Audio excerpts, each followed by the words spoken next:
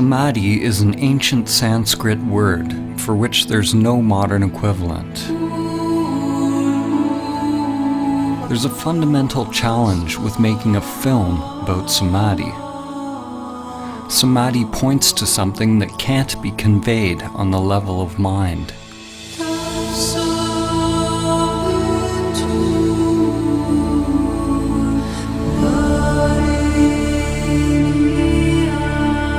This film is simply the outer manifestation of my own inner journey.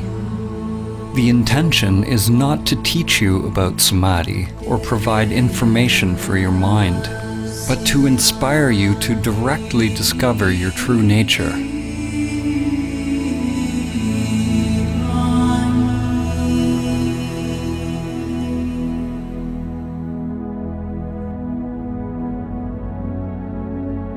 Samadhi is relevant now more than ever. We are at a time in history where we have not only forgotten Samadhi, but we've forgotten what we forgot.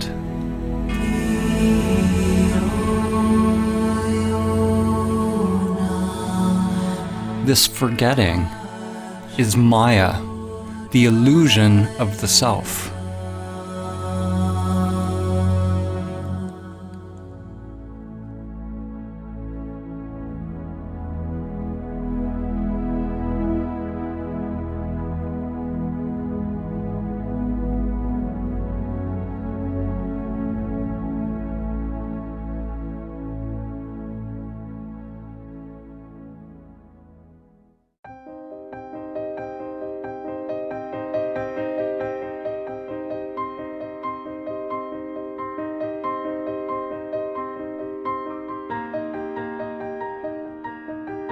As humans, most of us live immersed in our daily lives, with little thought of who we are, why we are here, or where we're going. Most of us have never realized the true self, the soul, or what the Buddha called anatta, that which is beyond name and form, beyond thinking. As a result, we believe we are these limited bodies. We live in fear, either conscious or unconscious, that the limited self-structure that we are identified with will die.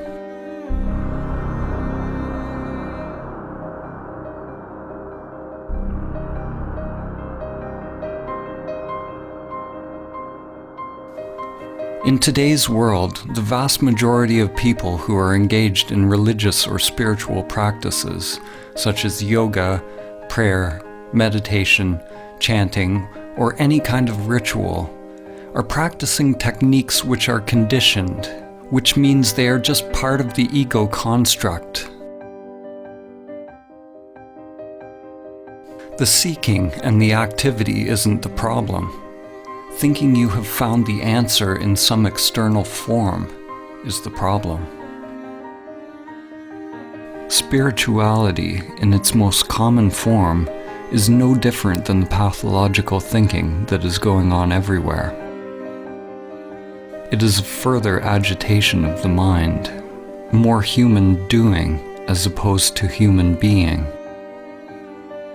The ego construct wants more money, more power, more love, more of everything. Those on the so-called spiritual path desire to be more spiritual, more awake, more equanimous, more peaceful, more enlightened. The danger for you watching this film is that your mind will want to acquire Samadhi. Even more dangerous is that your mind might think it has acquired Samadhi. Whenever there's a desire to attain something, you can be sure it's the ego construct at work. Samadhi is not about attaining or adding something more to yourself.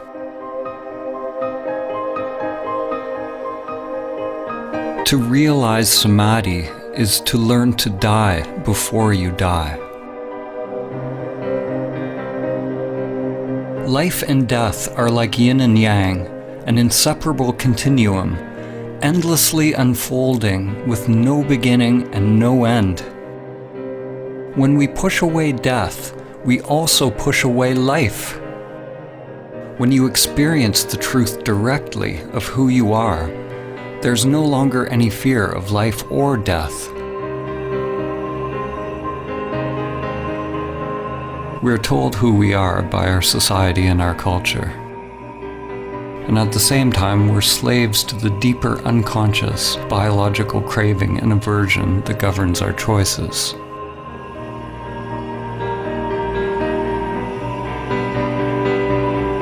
The ego construct is nothing more than the impulse to repeat. It's simply the path that energy once took, and the tendency for the energy to take that path again, whether it is positive or negative for the organism.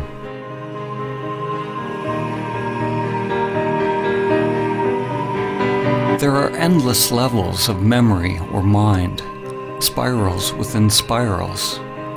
When your consciousness identifies with this mind or ego construct, it ties you to social conditioning, which you could call the matrix. There are aspects of the ego that we can be conscious of, but it's the unconscious, the archaic wiring, the primal existential fears that are actually driving the whole machine.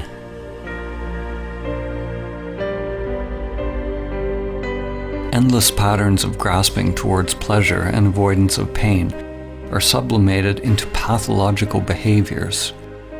Our work, our relationships, our beliefs, our very thoughts, and our whole way of living. Like cattle, most humans live and die in passive subjugation, feeding their lives to the matrix.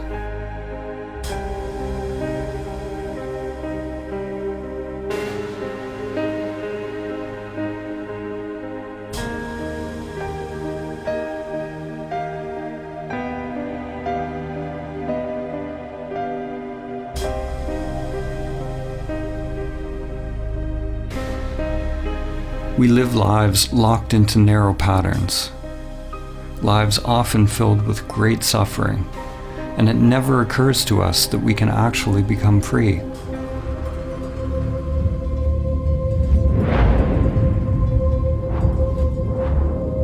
It is possible to let go of the life that has been inherited from the past, to live the one that is waiting to come forth through the inner world.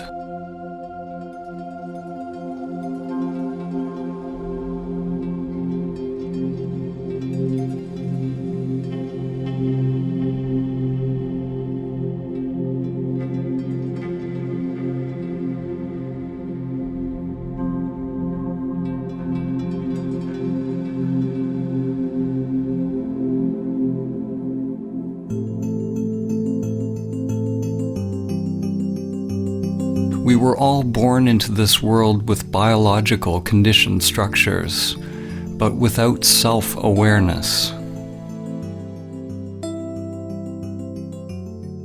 Often, when you look into a young child's eyes, there's no trace of self, only luminous emptiness.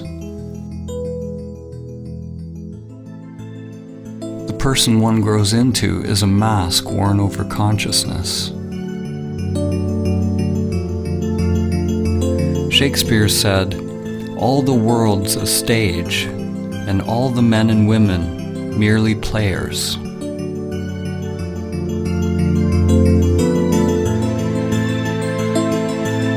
In an awakened individual, consciousness shines through the personality, through the mask.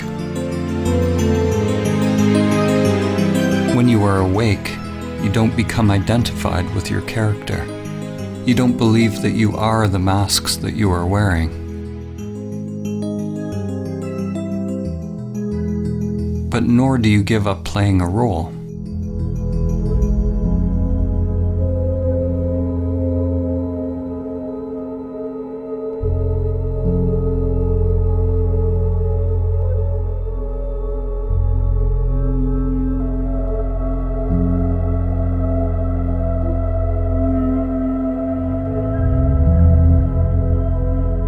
When we are identified with our character, our persona, this is Maya, the illusion of the self.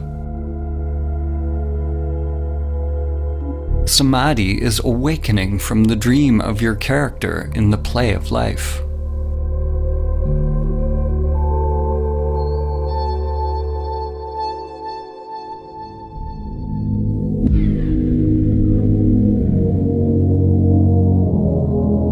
"2,400 years after Plato wrote the Republic, humanity is still making its way out of Plato's cave. In fact, we may be more transfixed by illusions than ever.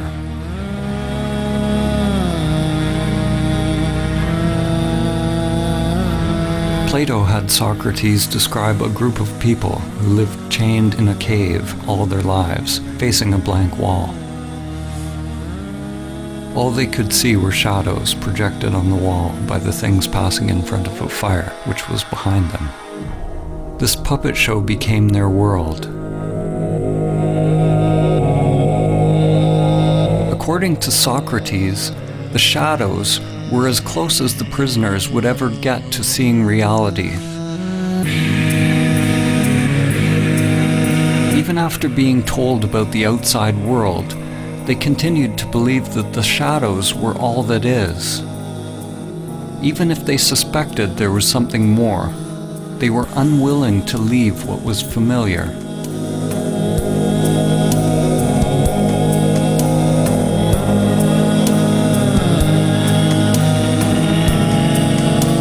Humanity today is like the people who have only seen the shadows on the cave wall. The shadows are analogous to our thoughts. The world of thinking is the only world that we know, but there is another world that's beyond thinking, beyond the dualistic mind. Are you willing to leave the cave? To leave all that you have known, to find out the truth of who you are?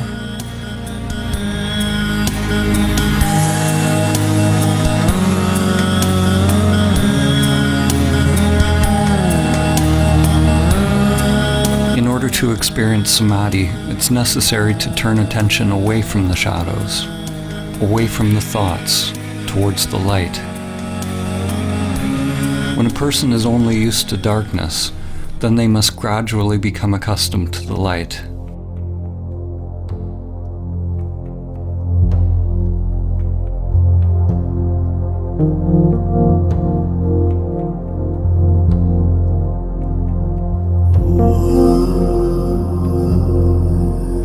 Like acclimatizing to any new paradigm, it takes time and effort, and a willingness to explore the new, as well as shed the old.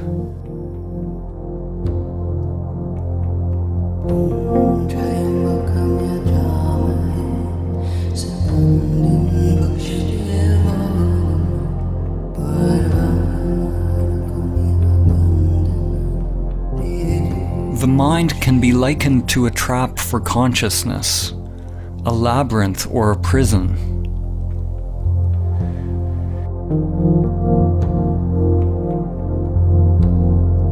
It is not that you are in prison, you are the prison.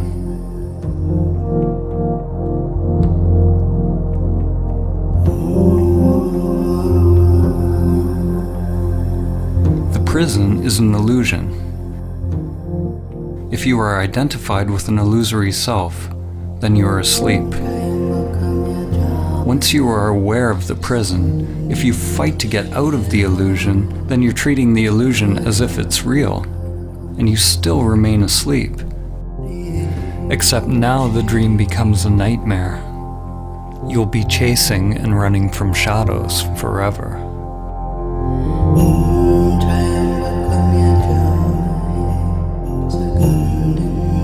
Samadhi is awakening from the dream of the separate self, or the egoic construct.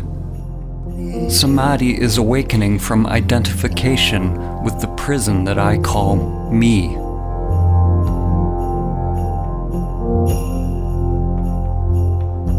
You can never actually be free because wherever you go, your prison is there.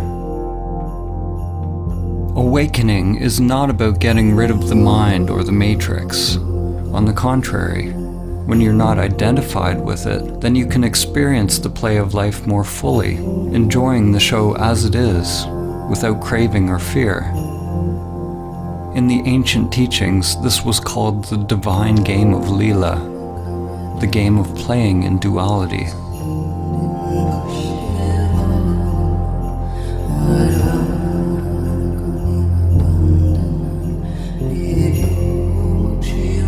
Human consciousness is a continuum. On one extreme, humans are identified with the material self.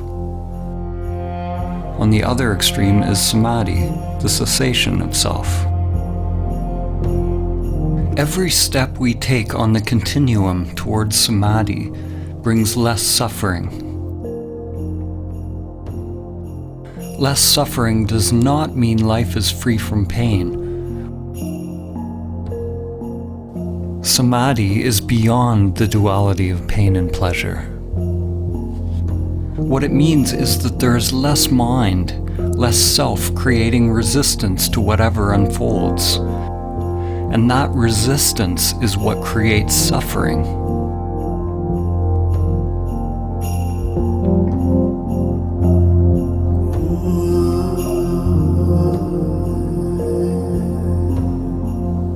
Realizing Samadhi even once allows you to see what is at the other end of the continuum, to see that there is something other than the material world and self-interest. When there is an actual cessation of the self-structure in Samadhi, there is no egoic thought, no self, no duality, yet there is still the I am, anatta, or no self. In that emptiness is the dawn of prajna, or wisdom.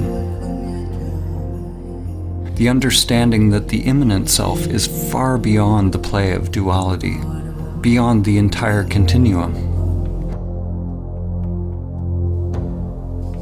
The immanent self is timeless, unchanging, always now. Enlightenment is the merging of the primordial spiral, the ever-changing manifested world, or lotus, in which time unfolds, with your timeless being. Your inner wiring grows like an ever-unfolding flower as you disidentify with the self, becoming a living bridge between the world of time and the timeless.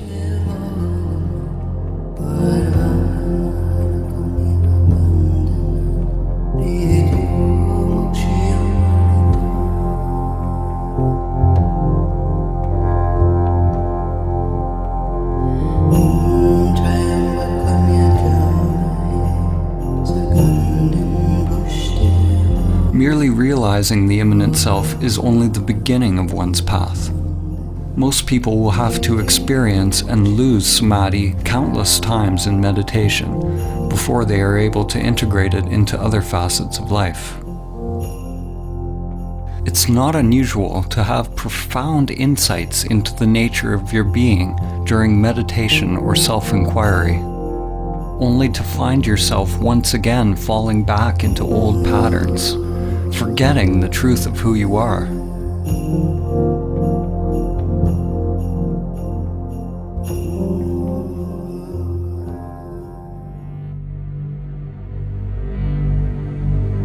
To realize that stillness or emptiness in every facet of life, every facet of oneself, is to become emptiness, dancing as all things.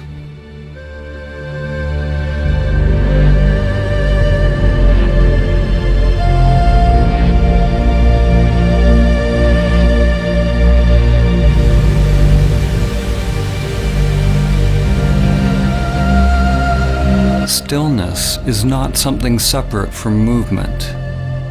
It is not opposite to movement.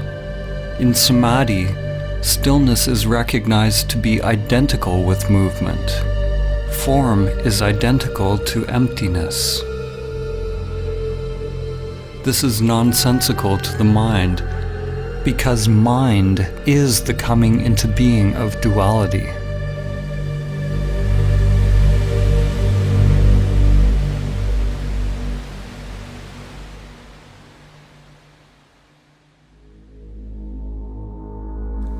René Descartes, the father of Western philosophy, is famous for the saying, "I think, therefore I am." No other phrase more clearly encapsulates the fall of civilization and the full-scale identification with the shadows on the cave wall.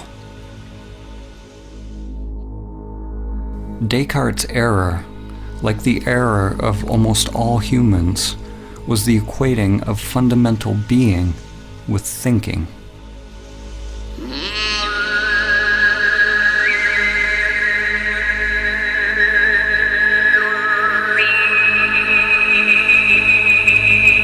At the beginning of his most famous treatise, Descartes wrote that almost everything can be called into doubt. He can doubt his senses and even his thoughts.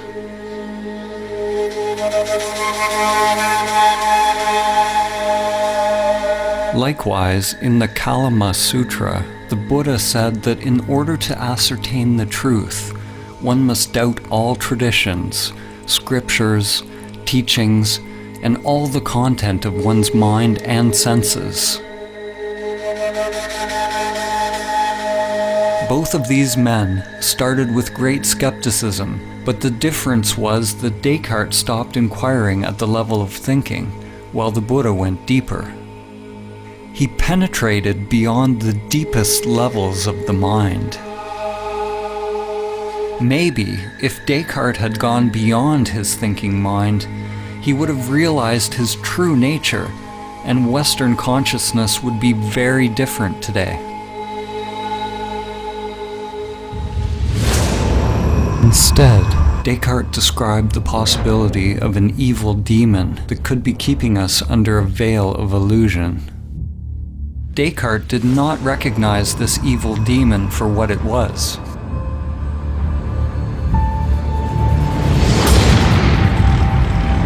As in the movie The Matrix, we could all be hooked up to some elaborate program, feeding us an illusory dream world.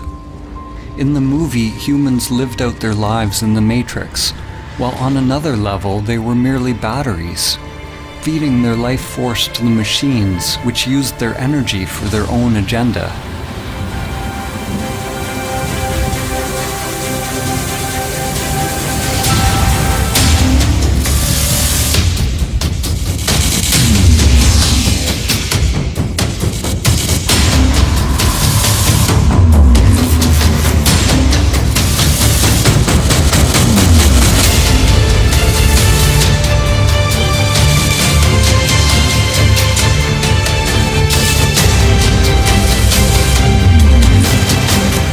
Always want to blame something outside themselves for the state of the world or for their own unhappiness, whether it's a person, a particular group or country, religion, or some kind of controlling Illuminati, like Descartes' evil demon or the sentient machines in the Matrix. Ironically, the demon Descartes envisioned was the very thing that he defined himself by. When you realize Samadhi, it becomes clear that there is a controller, there is a machine, an evil demon leeching your life day after day. The machine is you.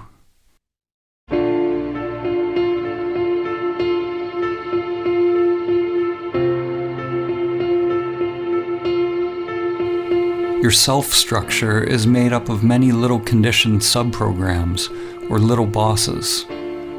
One little boss that craves food, another craves money, another status, position, power, sex, intimacy. Another wants consciousness or attention from others. The desires are literally endless and can never be satisfied. We spend a lot of our time and energy decorating our prisons, succumbing to pressures to improve our masks and feeding these little bosses, making them more powerful. Like drug addicts, the more we try to satisfy the little bosses, the more we end up craving.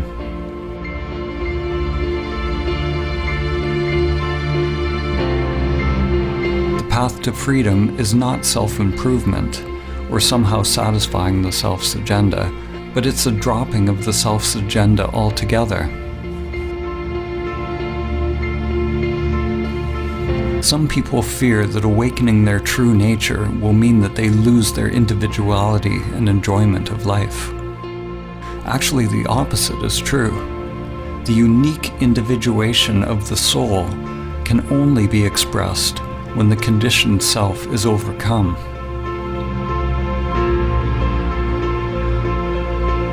Because we remain asleep in the matrix, most of us never find out what the soul actually wants to express.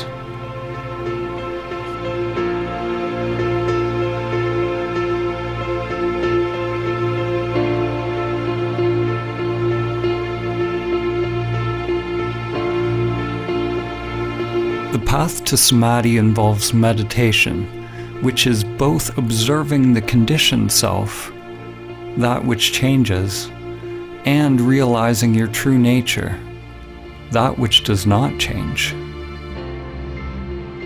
When you come to your still point, the source of your being, then you await further instructions without any insistence on how your outer world has to change. Not my will, but higher will be done.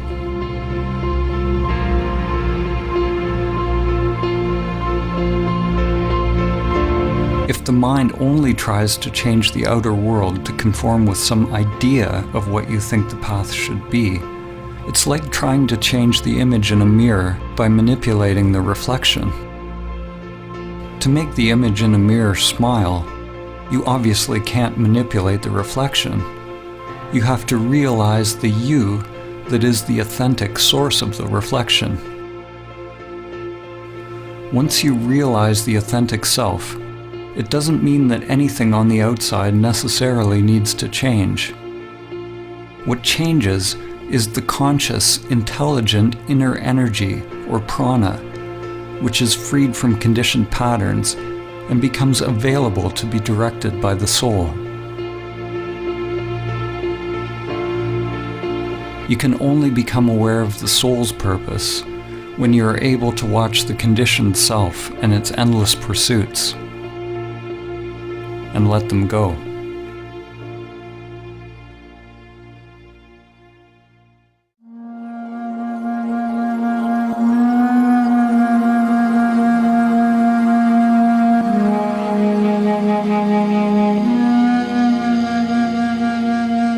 In Greek mythology, it was said that the gods condemned Sisyphus to repeat a meaningless task for all eternity. His task was to endlessly push a boulder up a mountain, only to have it roll down again.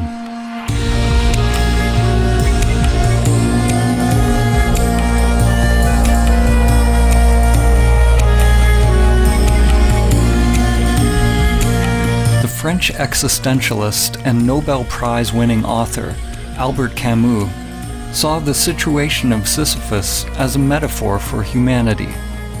He asked the question, how can we find meaning in this absurd existence?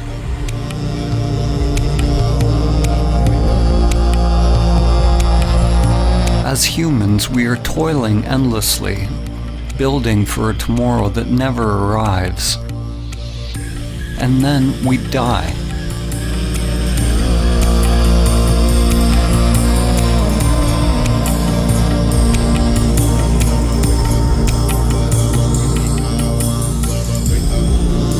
If we truly realize this truth, then we will either go mad if we are identified with our egoic personas, or we will awaken and become free.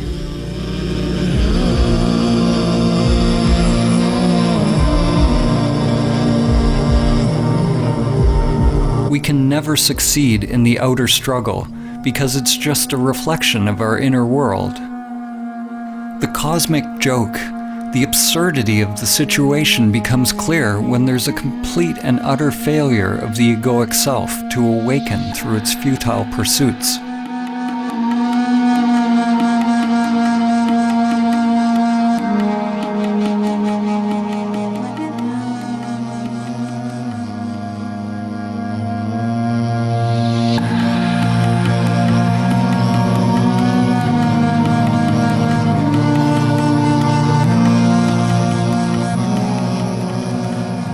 In Zen, there is a saying, before enlightenment, chop wood, carry water.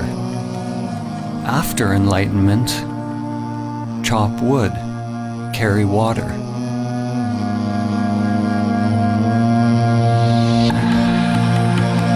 Before enlightenment, one must roll the ball up the hill. After enlightenment, one must also roll the ball up the hill. What has changed? The inner resistance to what is. The struggle has been dropped, or rather, the one who struggles has been realized to be illusory. The individual will, or individual mind, and divine will, or higher mind, are aligned.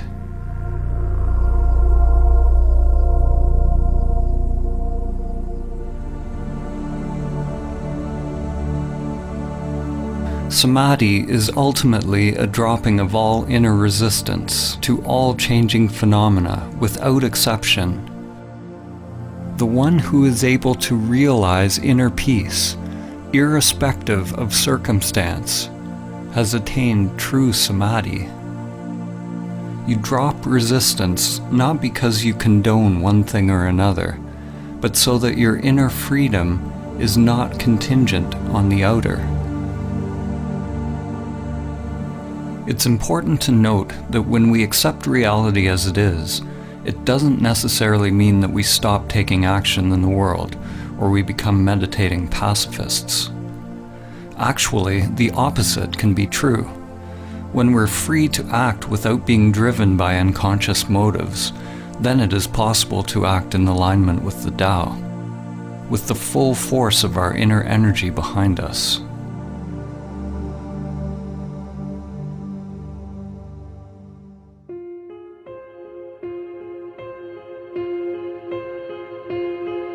Many will argue that in order to change the world and bring about peace, we need to fight harder against our perceived enemies.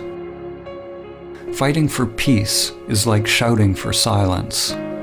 It just creates more of what you don't want. These days there's a war against everything.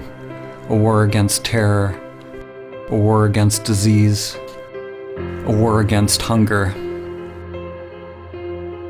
Every war is actually a war against ourselves.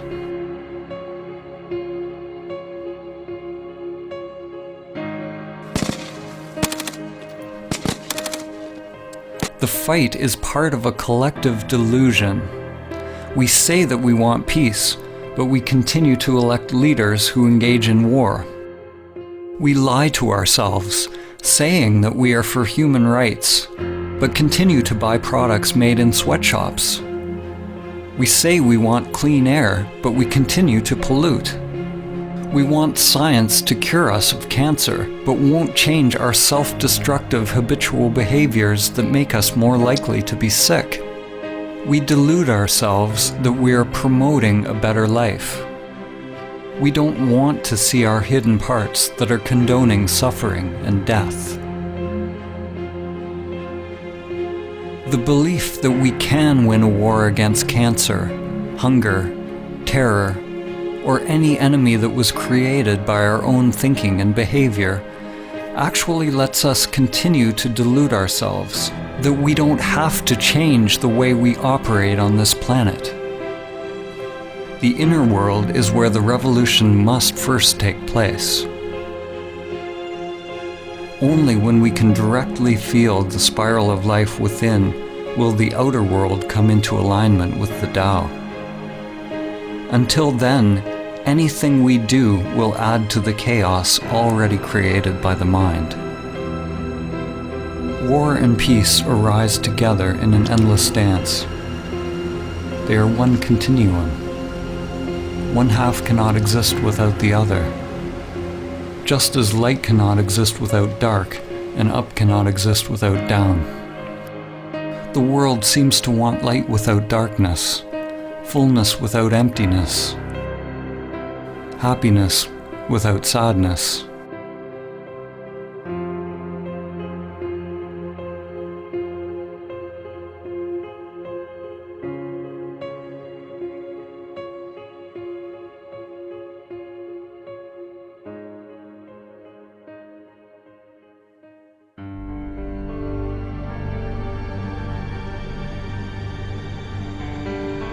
The more the mind gets involved, the more fragmented the world becomes. Every solution that comes from the egoic mind is driven by the idea that there is a problem, and the solution becomes an even greater problem than what it was trying to solve. What you resist persists.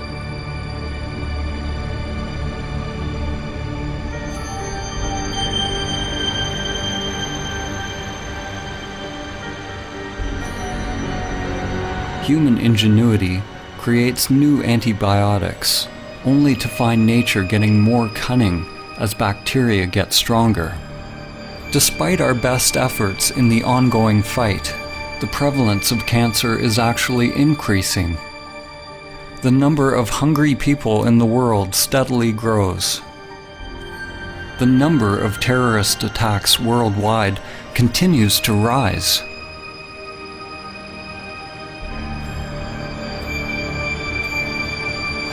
What's wrong with our approach?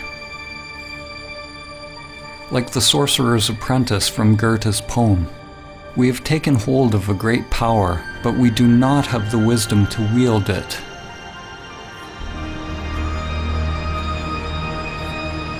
The problem is that we do not understand the tool that we are using. We do not understand the human mind and its proper role and purpose.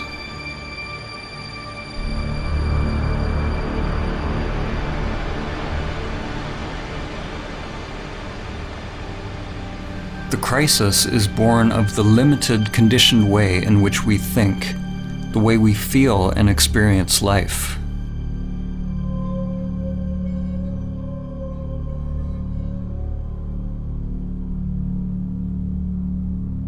Our rationalism has robbed us of our ability to recognize and experience the wisdom of many ancient cultures. Our egoic thinking has robbed us of the ability to feel the depth and profound sacredness of life, the numinosity of life, and to realize entirely different levels of consciousness, which are now almost lost to humanity.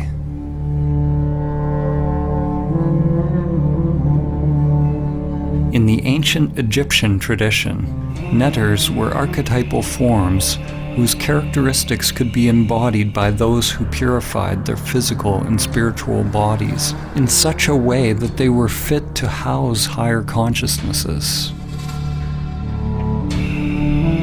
The original netter, or the divine principle of this wisdom, was known as Thoth, or Tehuti, often depicted as a scribe with the head of a bird, or ibis, and represented the origin of all knowledge and wisdom. Thoth could be described as the cosmic principle of thinking, or thought. Thoth gave us language, concepts, writing, mathematics, and all the arts and manifestations of the mind. Only those who had gone through special training were allowed to access Thoth's sacred knowledge. The Book of Thoth is not a physical book, but is the wisdom of the Akashic or etheric realm. Legend tells that Thoth's knowledge was deeply hidden in a secret place within every human being, and was protected by a golden serpent.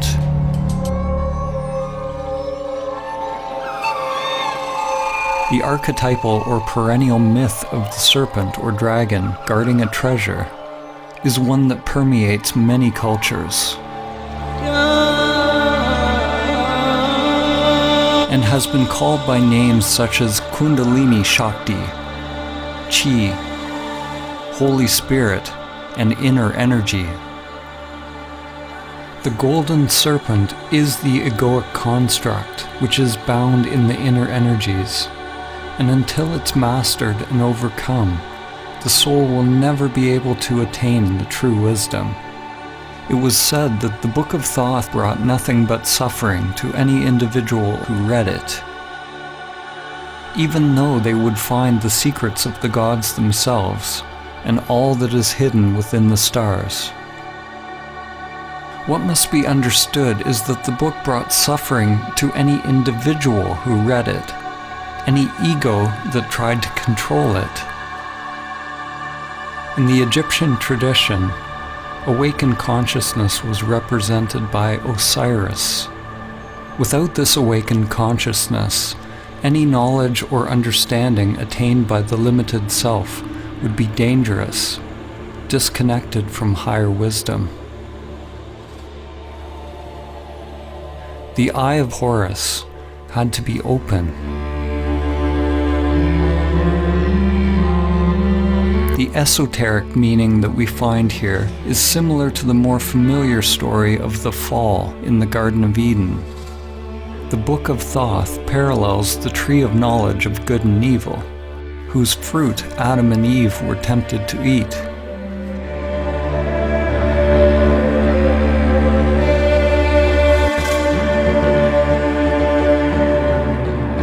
Humanity, of course, has already eaten the forbidden fruit, already opened the Book of Thoth, and has been cast out of the garden. The serpent is a metaphor for the primordial spiral that extends from the microcosm to the macrocosm. Today, the serpent is living as you. It is the egoic mind expressed as the manifested world. We have never before had access to so much knowledge. We've gone deep into the material world, even finding the so-called God particle. But we've never been more limited, more ignorant of who we are and how to live. And we do not understand the mechanism by which we create suffering.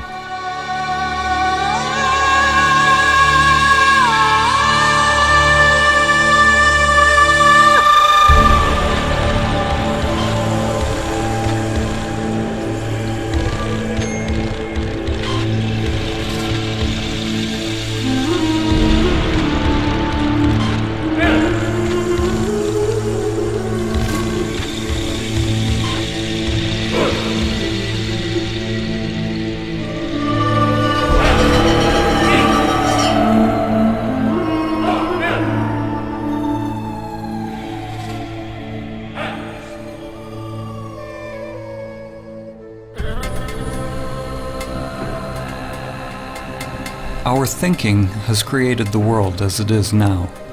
Whenever we label something as good or bad, or create a preference in our mind, it's due to the coming into being of egoic structures or self-interests.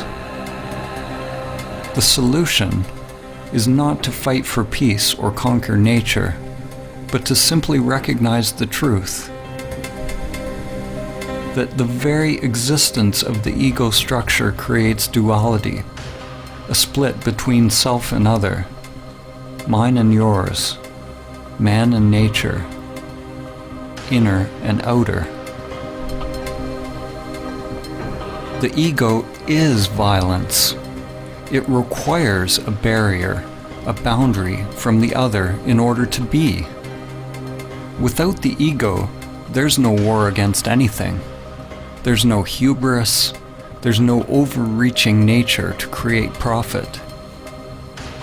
These external crises in our world reflect a serious inner crisis. We don't know who we are. We are completely identified with our egoic identities, consumed by fears, and are cut off from our true nature. Races, religions, countries, political affiliations, and any group that we belong to all reinforce our egoic identities. Almost every group that exists on the planet today wants to claim its perspective as true and correct, as we do on an individual level. By claiming the truth as its own, the group perpetuates its own existence, in the same way that an ego or self-structure defines itself against other.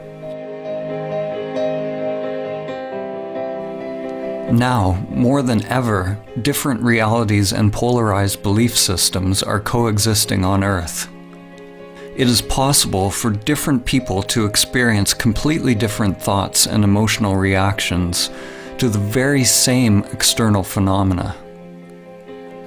In the same way, samsara and nirvana, or heaven and hell, are two different dimensions occupying the very same world. An event that may appear apocalyptic to one person could be seen as a blessing to another. So what is becoming obvious is that your external circumstances don't have to affect your inner world in any particular way. To realize Samadhi is to become a self-propelled wheel, to become autonomous, a universe unto oneself. Your experience of life is not contingent on changing phenomena. An analogy can be made with Metatron's cube. Metatron is mentioned in various ancient Christian, Islamic, and Jewish texts, and is archetypally related to the Egyptian Neter Thoth, as well as Hermes Trismegistus of Greece. Metatron is intimately connected with the Tetragrammaton. The Tetragrammaton is the fundamental geometric pattern, the template or primordial emanation of physical reality, which has been called the Word of God or the Logos. Here we see a two-dimensional representation of the figure, but if you look a certain way, you see a 3D cube. When you see the cube, nothing has changed in the figure, but your mind has added a new dimension to your seeing. Dimensionality, or one's perspective, is simply a matter of becoming habituated to a new way of perceiving the world. Upon realizing Samadhi, we become free of perspective, or free to create new perspectives, because there's no self invested in or attached to a particular viewpoint.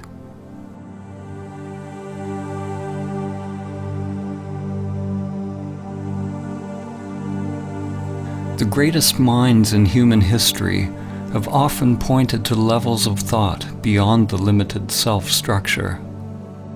Einstein said, "The true measure of a human being is determined primarily by the measure and sense in which he has attained liberation from the self." So it's not that thinking in the existence of the self is bad. Thinking is a wonderful tool when the mind is in service to the heart. In Vedanta, it is said that the mind makes a good servant, but a poor master.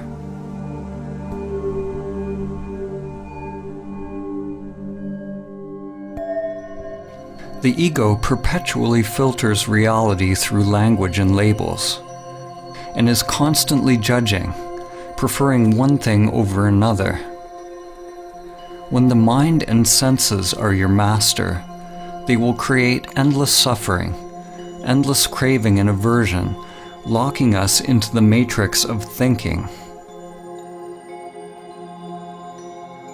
If you want to realize Samadhi, do not judge your thoughts as good or bad, but find out who you are prior to thought, prior to the senses. When all labels are dropped, then it is possible to see things as they are.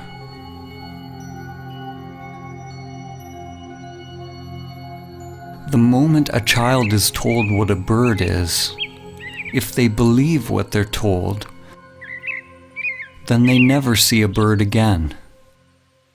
They only see their thoughts.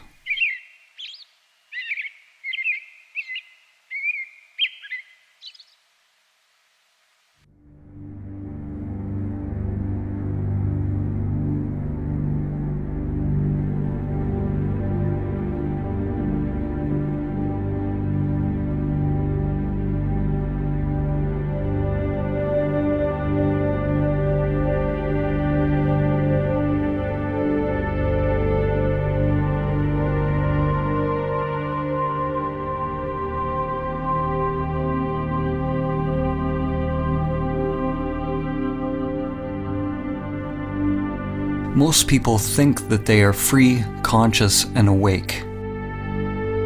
But if you believe you are already awake, then why would you do the difficult work to attain what you believe you already have? Before it becomes possible to awaken, it is necessary to accept that you are asleep, living in the matrix. Examine your life honestly without lying to yourself. Are you able to stop your robotic, repetitive life patterns if you want to? Can you stop seeking pleasure and avoiding pain? Are you addicted to certain foods, activities, or pastimes? Are you constantly judging, blaming, criticizing yourself and others? Does your mind incessantly seek out stimulus, or are you completely fulfilled just being in silence? Do you react to how people think about you? Are you seeking approval and positive reinforcement? Do you somehow sabotage situations in your life? Most people will experience their lives the same way today as they will tomorrow, and a year from now, and 10 years from now. When you begin to observe your robot-like nature, you become more awake. You begin to recognize the depth of the problem. You are completely and utterly asleep, lost in a dream. Like the inhabitants of Plato's cave, most who hear this truth will not be willing or capable of changing their lives because they are attached to their familiar patterns. We go to great lengths justifying our patterns, burying our heads in the sand rather than facing the truth. We want our saviors, but we are not willing to get up on the cross ourselves. What are you willing to pay to be free?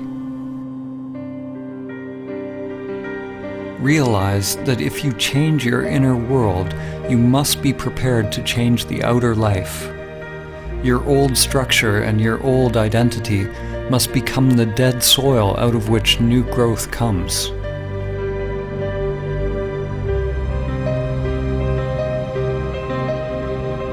The first step to awakening is to realize that we are identified with the matrix of the human mind, or the mask. Something within us must hear this truth and be roused from its slumber. There's a part of you, something timeless, that has always known the truth.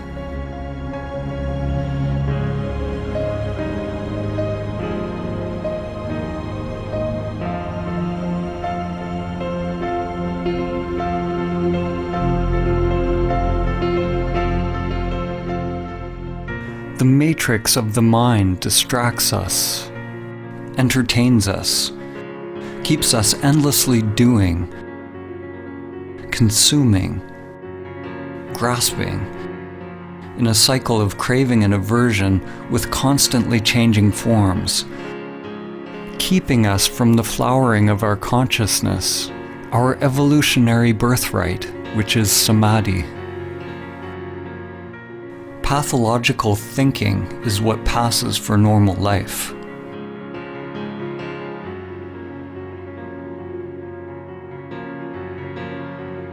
Your divine essence has become enslaved, identified with the limited self-structure.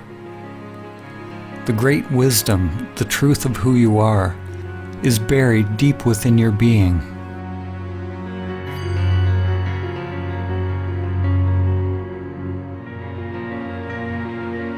J. Krishnamurti said, "It is no measure of one's health to be well adjusted to a profoundly sick society."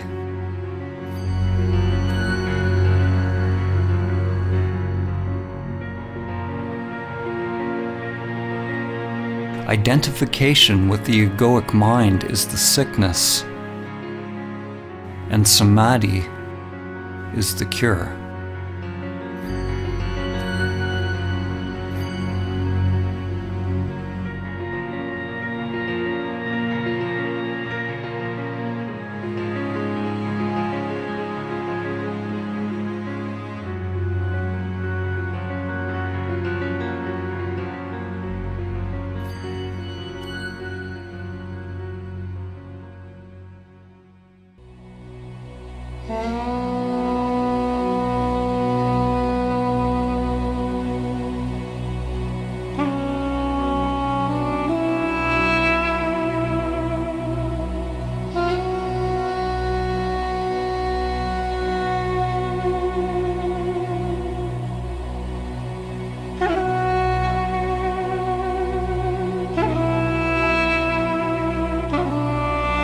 The world's greatest spiritual teachers from ancient to modern times have shared the view that the deepest truth of our being is not the property of one particular religion or spiritual tradition, but can be found within the heart of each person.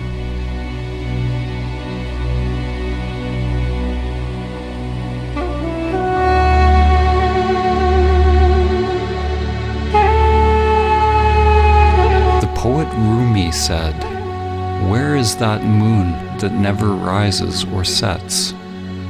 Where is that soul that is neither with nor without us? Don't say it is here or there. All creation is that, but for the eyes that can see."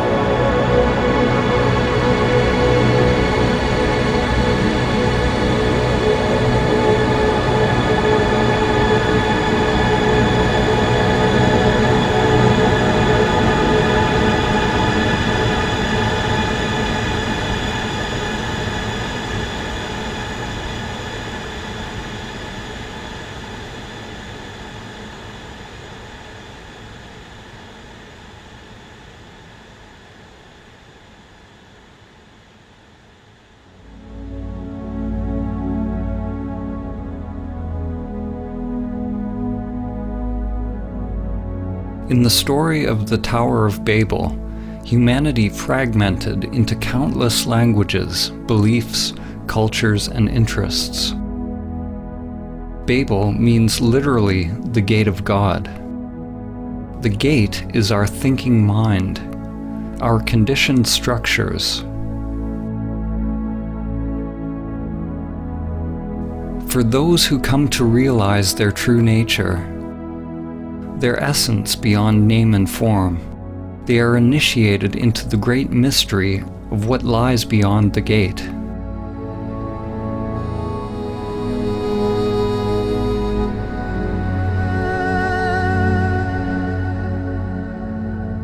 An ancient parable, the elephant parable, has been used to describe how various traditions are actually all pointing to one great truth.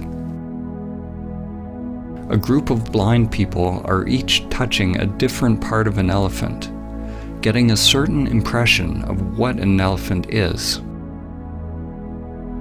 The person standing at the elephant's leg describes the elephant as being like a tree. The person at the tail says the elephant is like a rope. The elephant is like a spear, says the one standing at the tusk. If one touches the ear, it seems the elephant is like a fan. The person touching the side is adamant that the elephant is like a wall.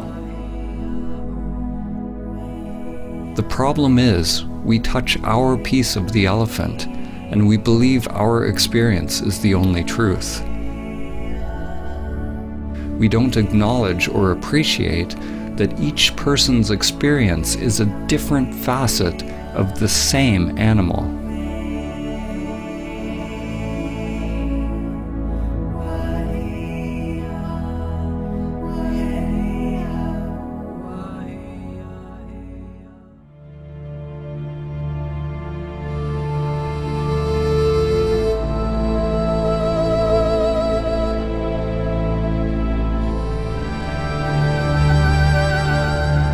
Perennial philosophy is an understanding that all spiritual and religious traditions share a single universal truth, a mystical or transcendent reality upon which foundation all spiritual knowledge and doctrine has grown.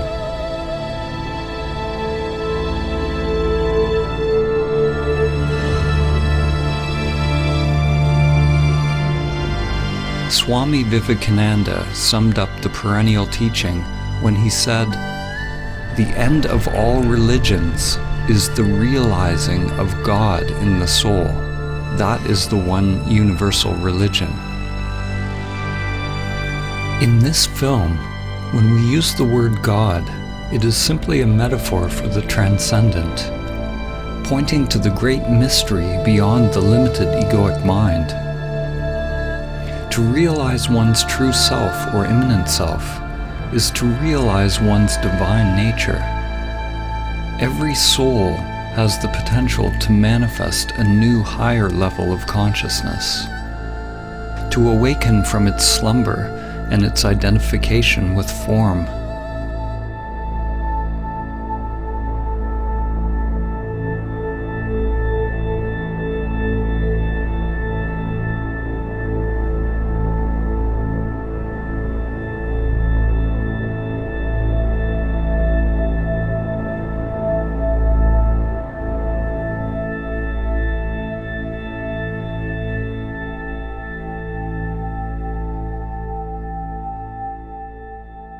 The writer and visionary Aldous Huxley, known for his book Brave New World, also wrote a book which he entitled The Perennial Philosophy, in which he writes about the one teaching that comes back over and over in history, taking the form of the culture in which it is realized. He writes, "The perennial philosophy is expressed most succinctly in the Sanskrit formula Tattvam Asi, that thou art. The Atman, or immanent eternal self, is one with Brahman, the absolute principle of all existence. And the last end of every human being is to discover the fact for himself, to find out who he or she really is."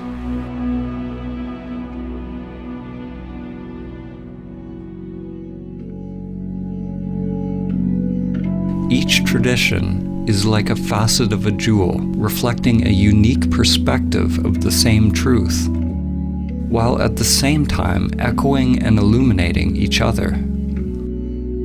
Whatever the language and conceptual framework used, all religions that reflect the perennial teaching have some notion that there is a union with something greater, something beyond us.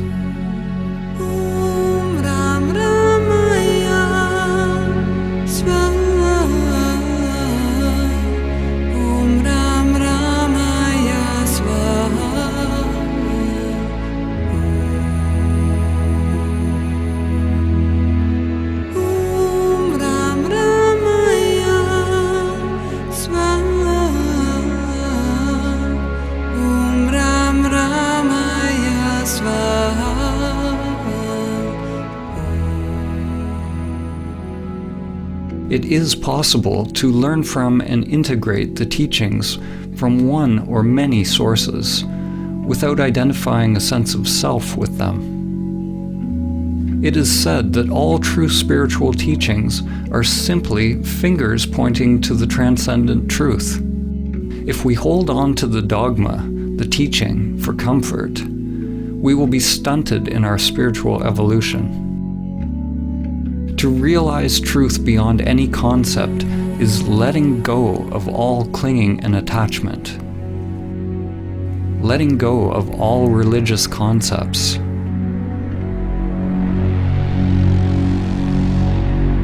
From the ego's perspective, the finger pointing you to Samadhi is pointing straight toward the abyss. St. John of the Cross said, "If one wishes to be sure of the road they tread, one must close their eyes and walk in the dark."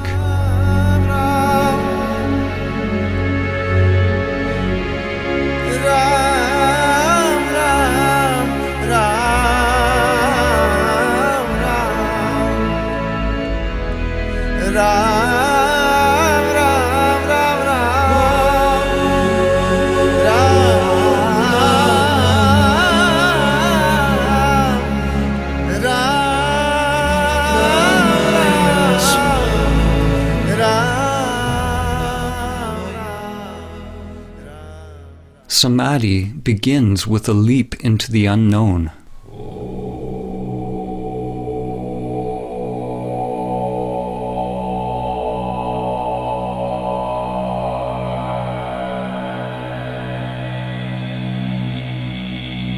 In the ancient traditions, in order to realize Samadhi, it was said that one must ultimately turn consciousness away from all known objects, from all external phenomena, conditioned thoughts and sensations, toward consciousness itself, toward the inner source, the heart or essence of one's being. In this film, when we use the word Samadhi, we are pointing to the transcendent, to the highest Samadhi, which has been named Nirvikalpa Samadhi.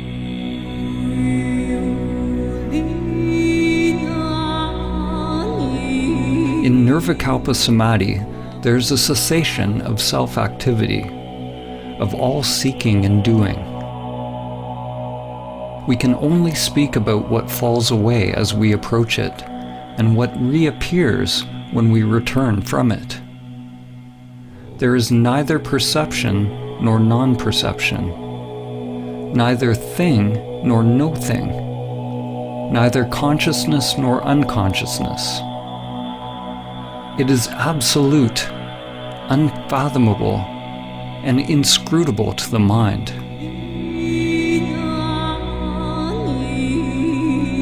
When the self returns to activity, there's a not knowing, a kind of rebirth, and everything becomes new again. We are left with the perfume of the divine, which lingers longer as one evolves on the path.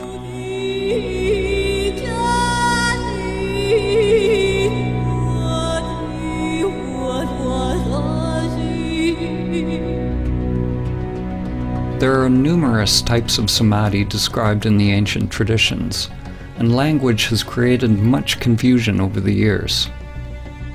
We are choosing to use the word samadhi to point to the transcendent union, but we could have used a word from another tradition just as easily. Samadhi is an ancient Sanskrit term, common to the Vedic, Yogic, and Samkhya traditions of India, and has permeated many other spiritual traditions.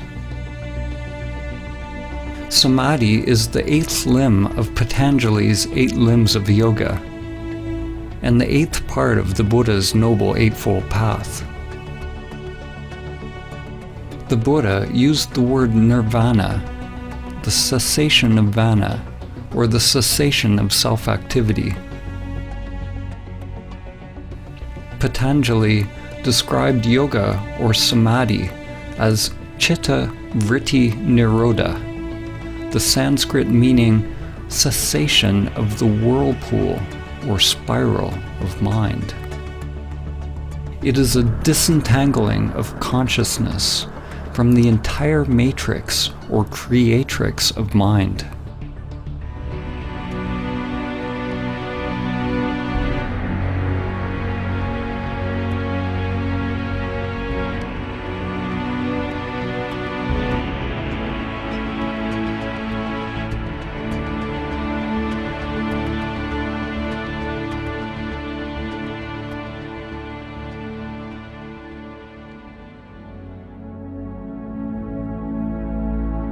Samadhi does not signify any concept, because to realize it requires a dropping of the conceptual mind.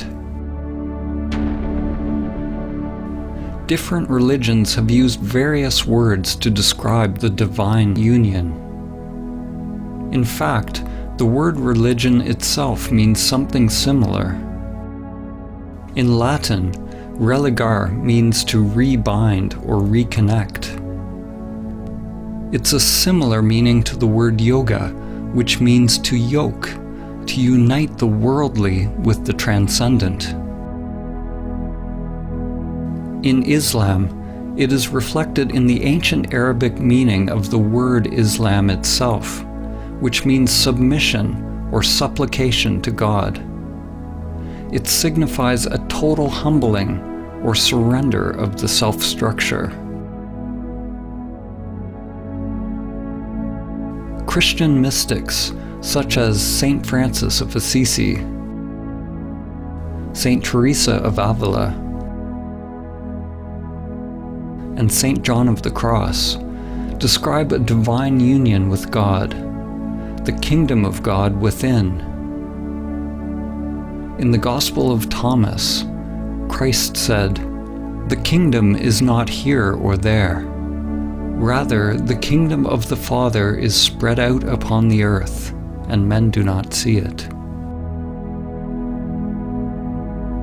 The works of the Greek philosophers Plato, Plotinus, Parmenides, and Heraclitus, when seen through the lens of the perennial teaching, point towards the same wisdom. Plotinus teaches that the greatest human endeavor is to guide the human soul towards the supreme state of perfection and union with the One.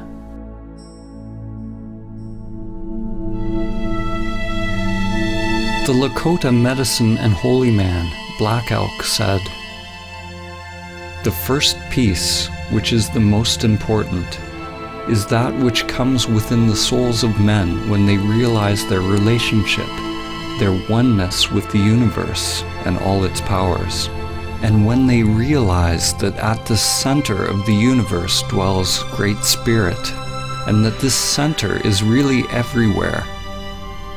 It is within each of us."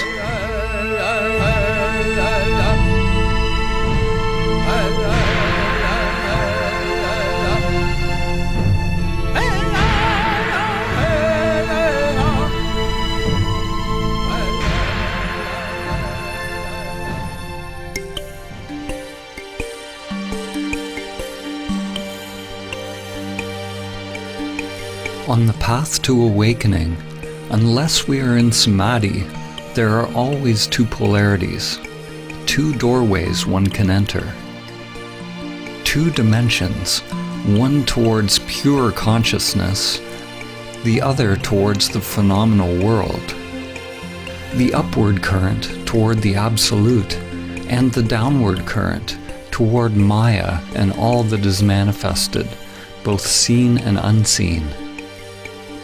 The relationship between relative and absolute could be summed up in the following quote by Sri Nisargadatta Maharaj. "Wisdom is knowing I am nothing. Love is knowing I am everything. And between the two, my life moves." What is born of this union is a new divine consciousness. Something is born out of the marriage or union of these polarities, or the collapse of dualistic identification. Yet what is born is not a thing, and it was never born.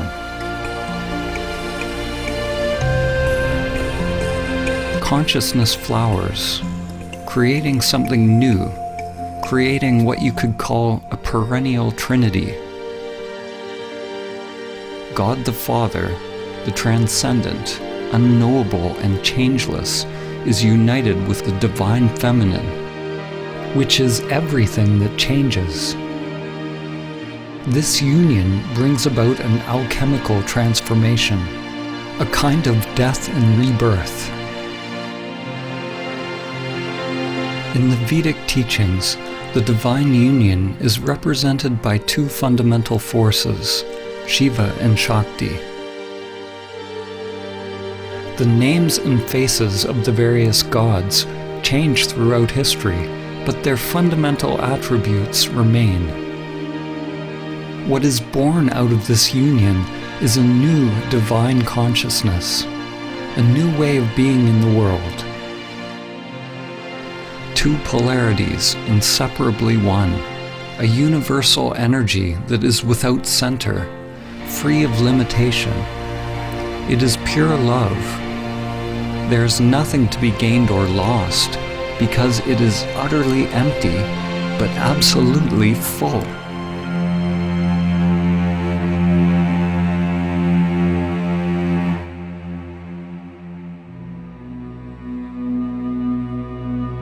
Whether it is the mystery schools of Mesopotamia, the spiritual traditions of the Babylonians and Assyrians, religions of ancient Egypt, Nubian and Kemetic cultures of ancient Africa, the shamanic and native traditions around the world, the mysticism of ancient Greece, the Gnostics, the non-dualists, the Buddhists, the Taoists, Jews, Zoroastrians, Jains, Muslims, or Christians, one finds that their common link is their highest spiritual insights have allowed their adherents to realize Samadhi.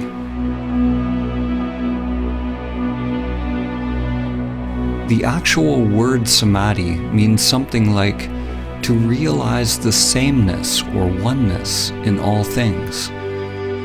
It means union. It is uniting all aspects of yourself. But do not mistake intellectual understanding for the actual realization of Samadhi. It is your stillness, your emptiness, that unites all levels of the spiral of life.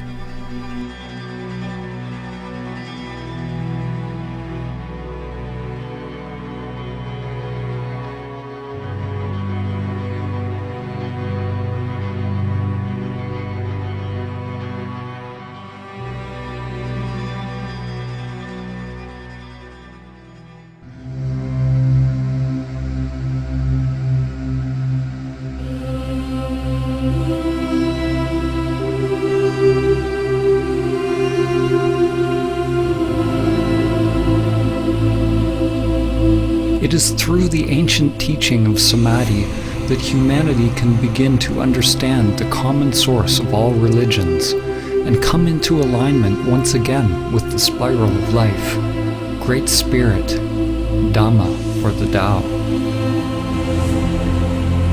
The spiral is the bridge that extends from the microcosm to the macrocosm. From your DNA to the inner lotus of energy that extends through the chakras, to the spiral arms of galaxies.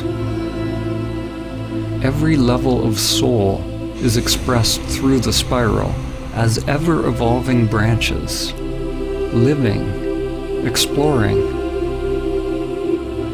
True Samadhi is realizing the emptiness of all levels of self, all sheaths of the soul.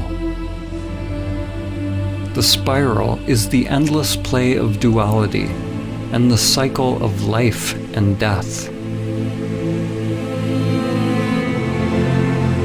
At times, we forget our connection to the Source.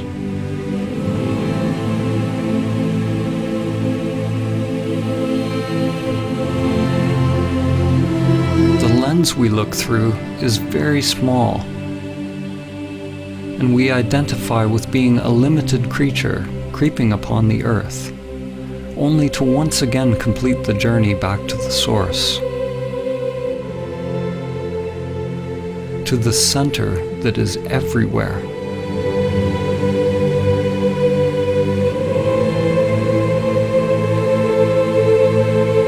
Chuan Tzu said, "When there is no more separation between this and that, it is called the still point of the Tao."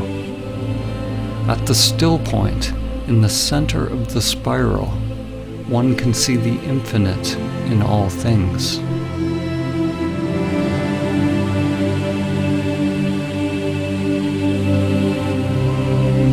The ancient mantra Om Mani Padme Hum has a poetic meaning. One awakens or realizes the jewel within the lotus.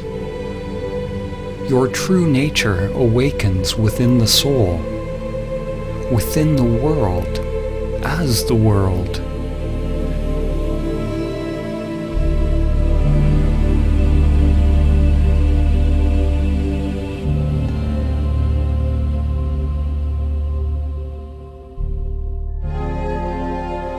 Using the Hermetic principle, as above, so below, as below, so above, we can use analogies to begin to understand the relationship between mind and stillness, relative and absolute.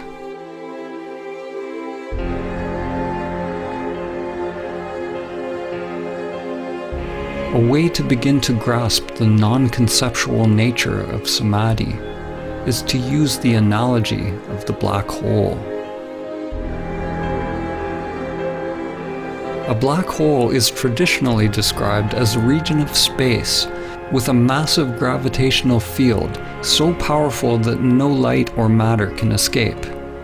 New theories postulate that all objects, from the tiniest microscopic particles to macrocosmic formations like galaxies, have a black hole or mysterious singularity at their center. In this analogy, we're going to use this new definition of a black hole as the center that is everywhere.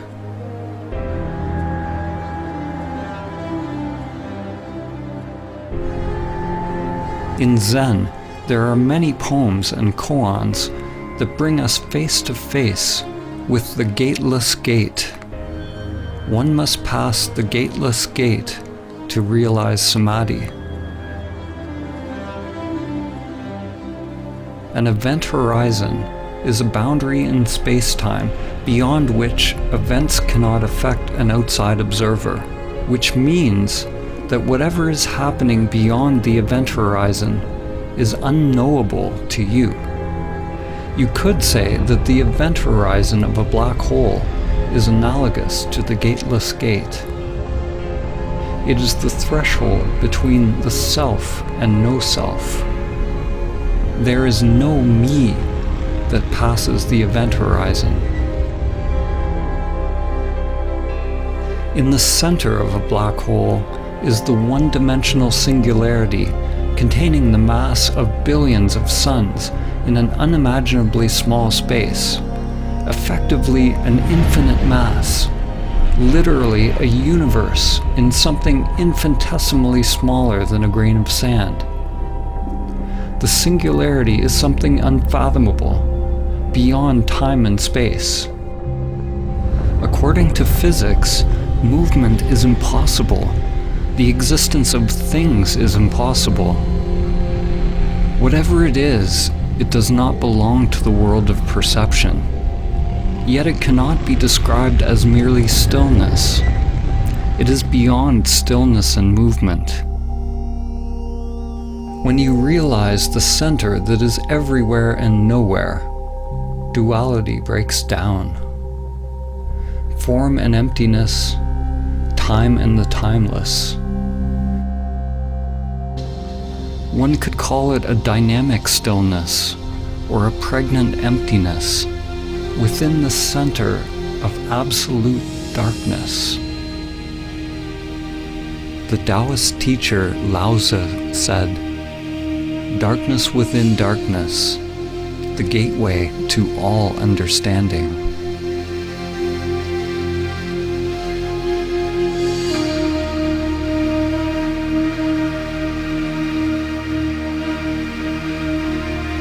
The writer and comparative mythologist Joseph Campbell describes a recurring symbol, part of the perennial philosophy which he calls the axis mundi, the central point or the highest mountain, the pole around which all revolves, the point where stillness and movement are together. From this center, a mighty flowering tree is realized, a Bodhi tree that joins all worlds.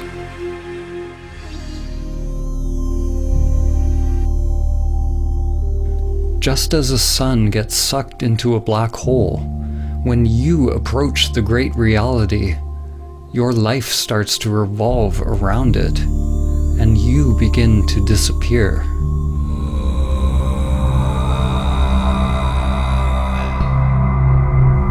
As you approach the immanent self, it can be terrifying to the ego structure. The guardians of the gate are there to test those on their journey. One must be willing to face one's greatest fears, and at the same time accept one's inherent power, to bring light to the unconscious terrors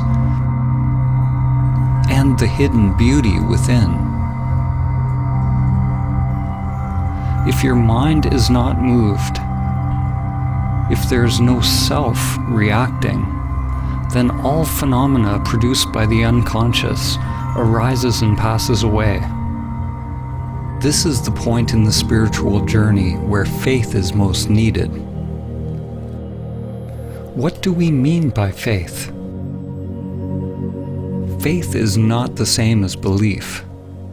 Belief is accepting something on the level of mind to bring comfort and assurance. Belief is the mind's way of labeling or controlling experience.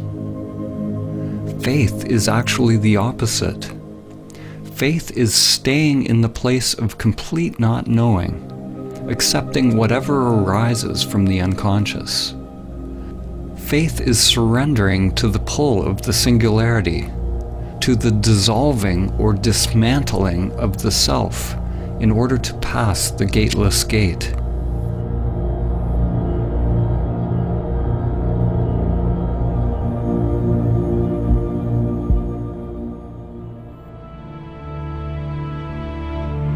The evolution and structure of a galaxy is closely tied to the scale of its black hole, just as your evolution is tied to the presence of the immanent self, the singularity that is your true nature. We can't see the black hole, but we can know about it by the way things move around it, by how it interacts with physical reality. In the same way, we cannot see our true nature. The immanent self is not a thing, but we can observe enlightened action. As the Zen master Suzuki said, there are, strictly speaking, no enlightened people. There is only enlightened activity. We can't see it, just as the eye cannot see itself. We can't see it because it is that by which seeing is possible.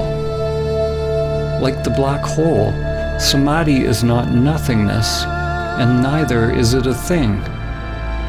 It is the collapse of the duality of thing and no thing. There is no gate to enter the great reality, but there are infinite paths. The paths, the dharmas, are like an endless spiral with no beginning and no end. No one can pass the gateless gate. No one's mind has ever figured out how, and none ever will. No one can pass the gateless gate, so be no one.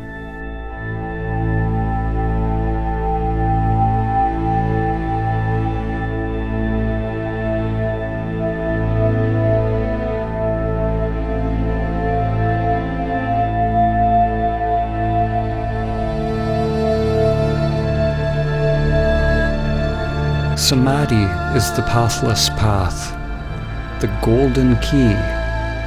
It is the end of our identification with the self-structures that separate our inner and outer worlds.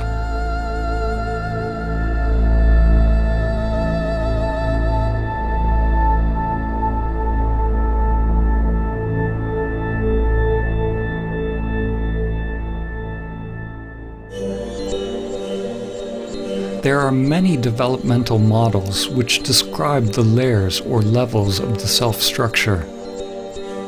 We will use an example which is very ancient. In the Upanishads, the sheaths which cover the Atman or soul are called koshas. Each kosha is like a mirror, a layer of the self-structure, a veil or level of Maya which distracts us from realizing our true nature if we are identified with it. Most people see the reflections and believe that that is who they are. One mirror reflects the animal layer, the physical body. Another mirror reflects your mind, your thoughts, your instincts and perceptions. Another your inner energy or prana, which you can observe when you turn inward. Another mirror reflects on the level of the imaginal, which is the higher mind or wisdom layer. And there are layers of transcendental or non-dual bliss that are experienced as one approaches Samadhi. There are potentially countless mirrors or aspects of self that one can differentiate, and they are constantly changing. Most people have yet to discover the pranic, higher mind, and non-dual bliss layers. They don't even know they exist. These layers are informing your life, but you do not see them. The hidden mirrors actually inform our lives more than the ones that are visible.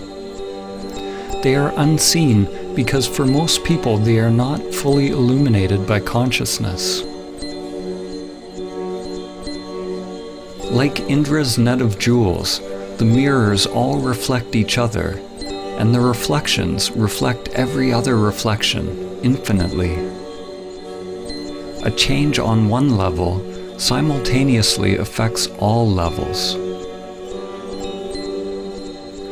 Some of these mirrors may be left in the shadows, unless we are fortunate enough to have a competent guide to help us shine light upon them.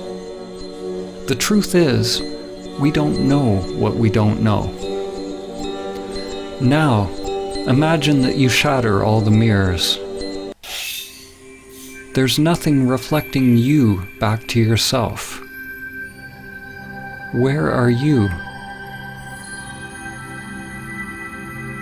When the mind becomes still, the mirrors cease to reflect.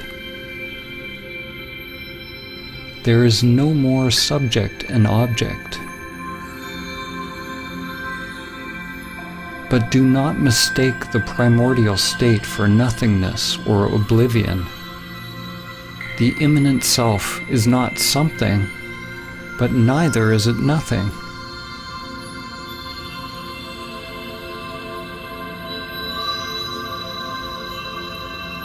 This source is not a thing.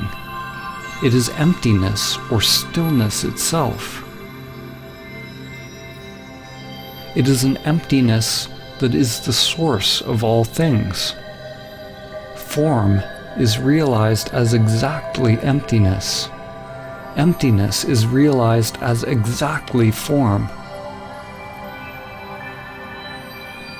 This source is the great womb of creation, pregnant with all possibilities.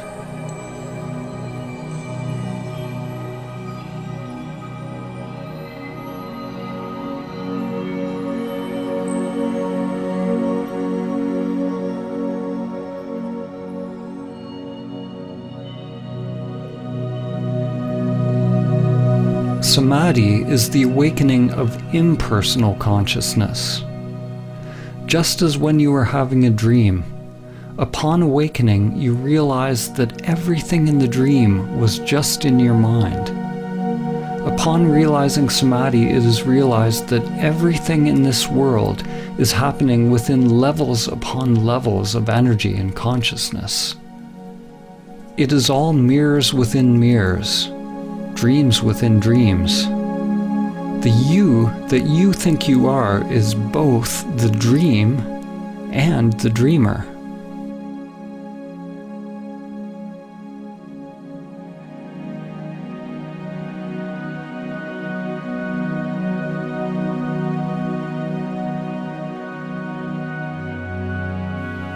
Whatever we say in this film, let it go.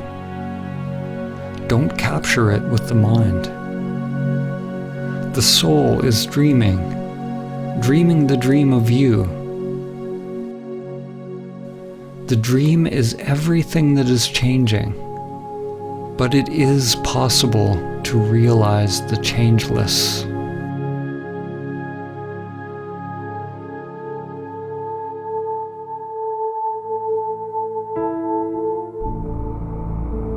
This realization cannot be understood with the limited individual mind.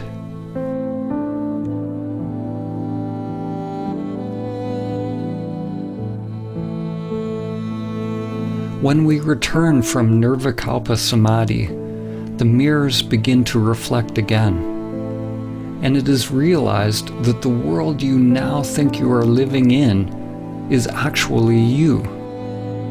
Not the limited you, which is only a temporary reflection, but you are aware of your true nature as the source of all that is.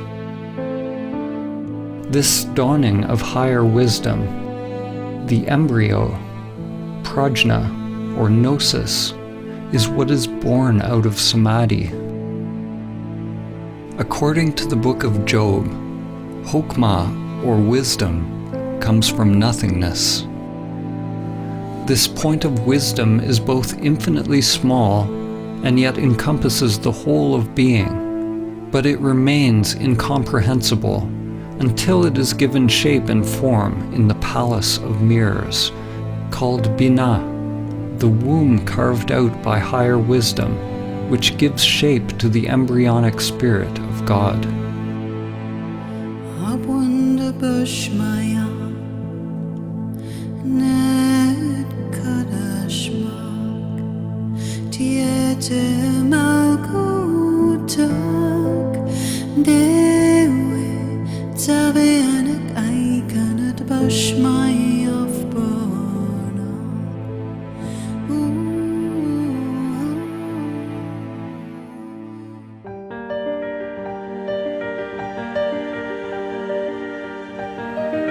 The existence of the mirrors, or the mind's existence, is not a problem. On the contrary, the error or aberration of human perception is that we identify ourselves with it. This illusion that we are the limited self is Maya. The yogic teachings say that to realize Samadhi, one must observe the meditation object until it disappears. Until you disappear into it, or it into you. Although the language in the various traditions is dissimilar, at their root they all point towards a cessation of self-identification and self-centered activity. The Buddha always taught in negative terms. He taught to investigate directly into the working of the self-structure. He didn't say what Samadhi was, except that it was the end of suffering. In Advaita Vedanta, there's a term, neti neti, which means not this, not that. People on the path to self-realization inquire into their true nature, or the nature of Brahman, by first discovering what they are not. Similarly, in Christianity, Saint Teresa of Avila described an approach to prayer based on the negative path, or via negativa, a prayer of quiet, surrender, and union, which is the only way to approach the Absolute. Through this gradual process of stripping away, one drops anything that is not permanent, anything that is changing. The mind, the ego construct, and all phenomena, including the hidden layers of self. The unconscious must become transparent in order to reflect the one source. If there is some deep knowing or some self operating in the unconscious, then our lives remain locked into a labyrinth of hidden patterns that comprise the undiscovered self.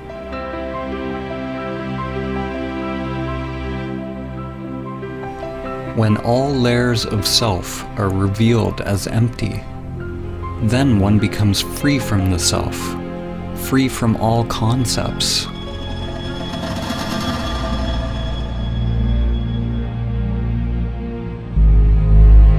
A turning point in your evolution is when you realize you don't know who you are.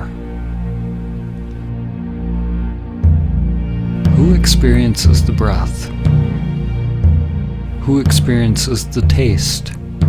Who experiences the chant, the ritual, the dance, the mountain? Witness the witness. Observe the observer. At first, when you observe the observer, you will only see the false self. But if you are persistent, it will give way. Inquire directly into who or what experiences. Unblinkingly, piercingly, penetratingly, with the full force of your being.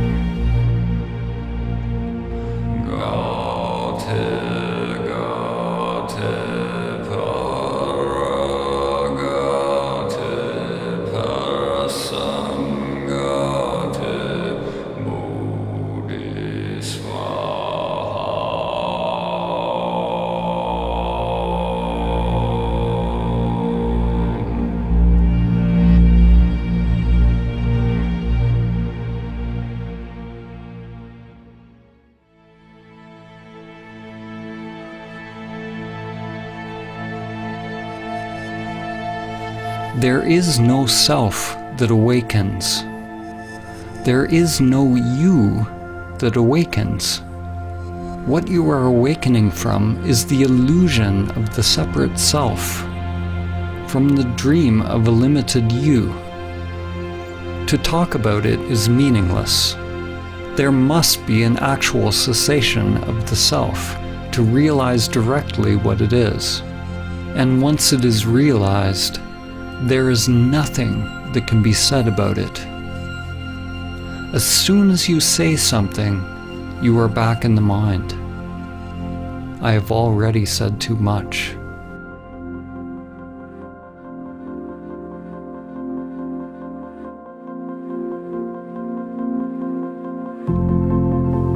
We normally have 3 states of consciousness: waking, dreaming, and deep sleep. Samadhi is sometimes referred to as the 4th state, the ground state of consciousness, a primordial awakeness that can become present continuously and in parallel with the other consciousness states. In Vedanta, this is called Turiya. Other terms for Turiya are Christ consciousness, Krishna consciousness, Buddha nature, or Sahaja Samadhi. In Sahaja Samadhi, the immanent self stays present along with the full use of all human functions. The stillness is unmoving at the center of the spiral of changing phenomena.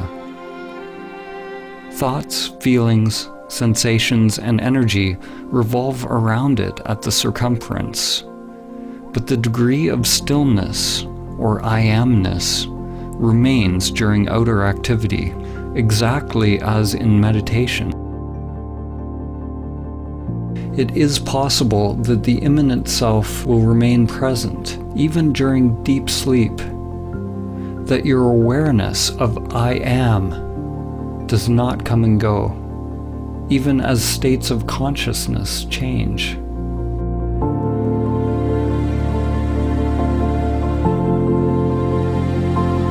This is yogic sleep. In the Song of Songs, or the Song of Solomon from the Hebrew Bible or Old Testament, it reads, "I sleep, but my heart waketh."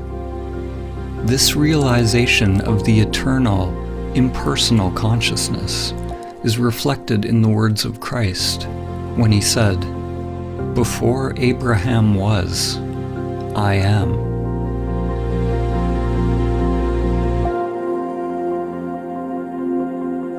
One consciousness that shines through countless faces, countless forms.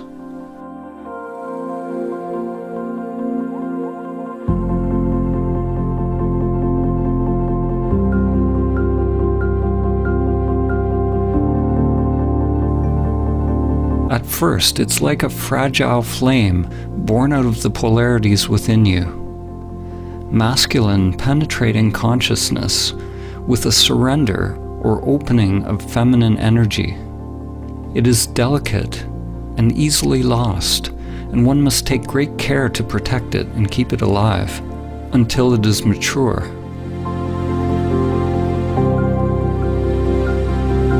Samadhi is simultaneously a timeless state of consciousness and a stage in an unfolding development process, something organic and growing in time.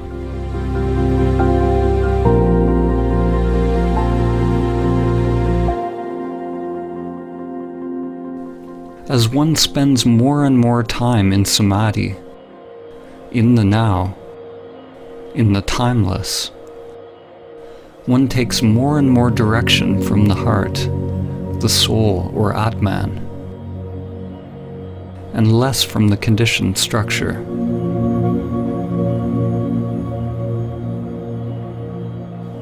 This is how one becomes free of the lower mind, free of pathological thinking. The inner wiring changes. Energy no longer flows unconsciously in the old conditioned structures,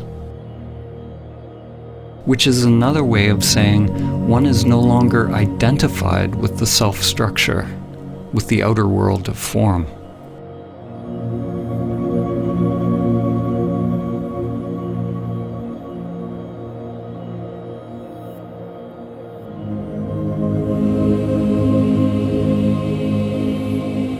To realize Samadhi requires an effort so great that it becomes a total surrender of oneself, and a surrender so encompassing that it is a complete effort of one's being, all of one's energy. It is a balance of effort and surrender, yin and yang, a sort of effortless effort.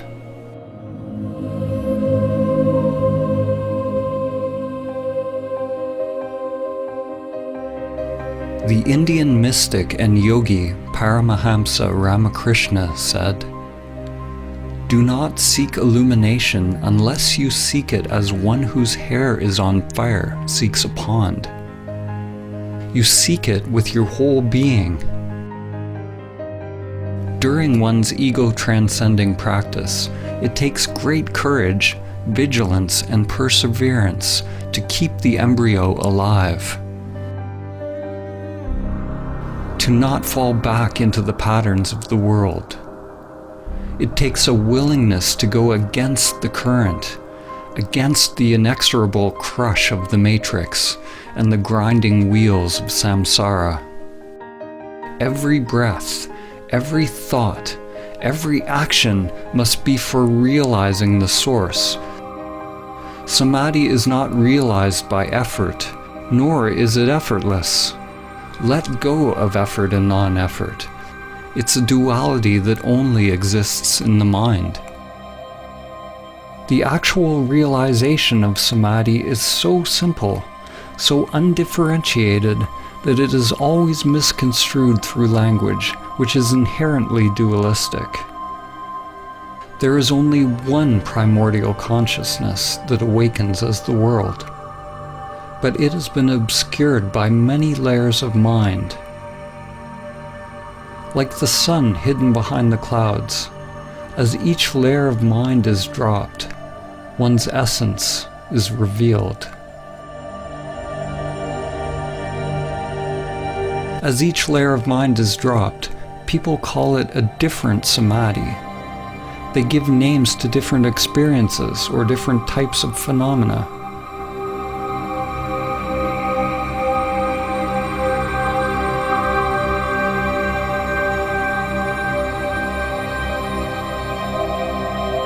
But samadhi is so simple that when you are told what it is and how to realize it, your mind will always miss it. Actually, samadhi is not simple or difficult. It is only the mind that makes it so. When there is no mind, there is no problem, because the mind is what needs to stop before it is realized. It is not a happening at all.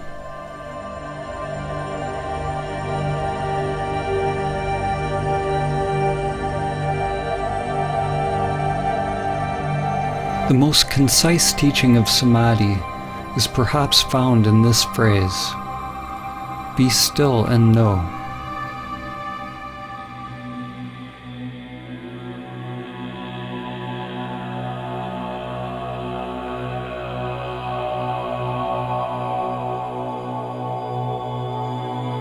How can we use words and images to convey stillness? How can we convey silence by making noise?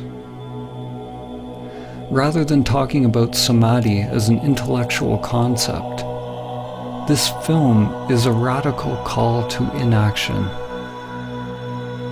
A call to meditation, inner silence, and inner prayer. A call to stop.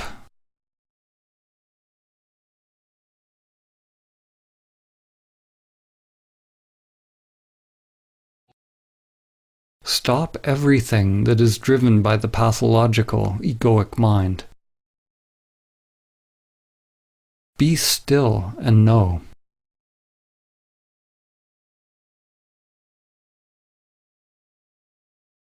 No one can tell you what will emerge from the stillness. It is a call to act from the spiritual heart.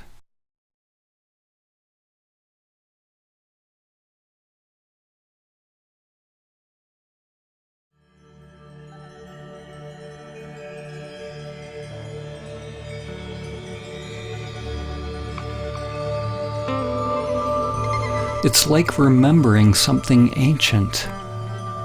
The soul wakes up and remembers itself. It has been a sleeping passenger, but now the emptiness awakens and realizes itself as all things.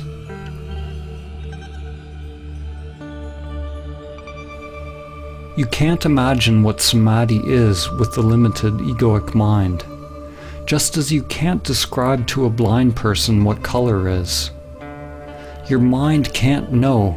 It can't manufacture it. To realize Samadhi is to see in a different way, not to see separate things, but to recognize the seer.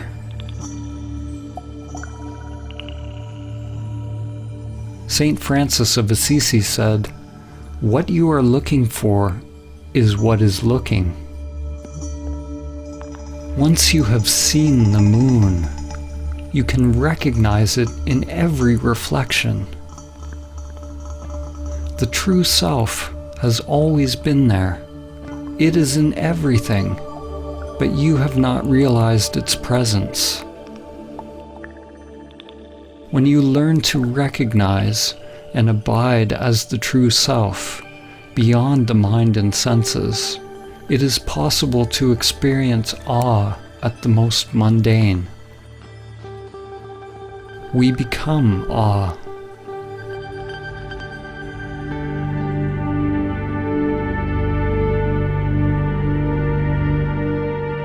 Do not try to be free of desires, because wanting to be free of desires is a desire. You can't try to be still, because your very effort is movement. Realize the stillness that is always already present. Be the stillness and know. When all preferences are dropped, the source will be revealed. But do not cling even to the source. The great reality, Tao, is not one, not two. Ramana Maharshi said, "The self is only one. If it is limited, it is the ego. If unlimited, it is infinite and the great reality."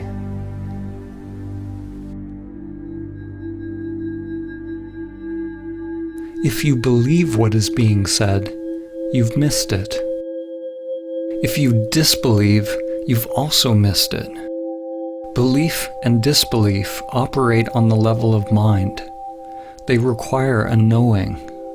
But if you enter into your own investigation, examining all of the aspects of your own being, finding out who is doing the investigating, if you're willing to live by the principle, not my will, but higher will be done, if you're willing to travel beyond all knowing, then you may realize what I've attempted to point towards. Only then will you taste for yourself the profound mystery and beauty of simply existing. There is another possibility for life.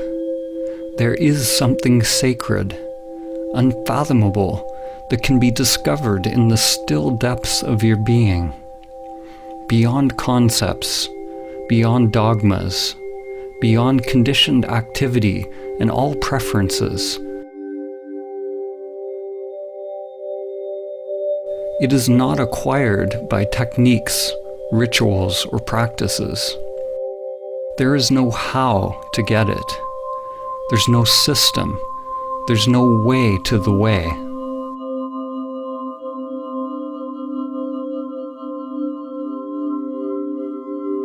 As they say in Zen, it is discovering your original face before you were born.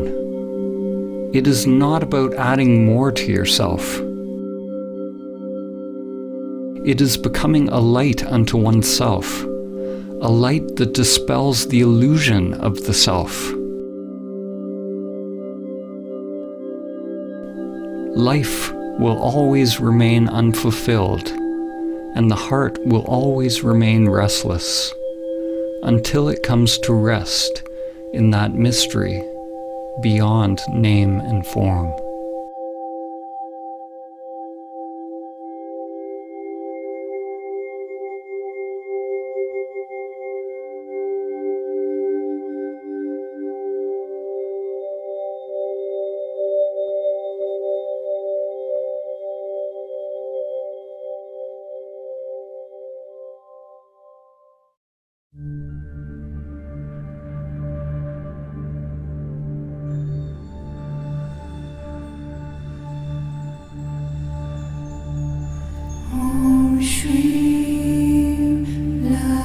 Shri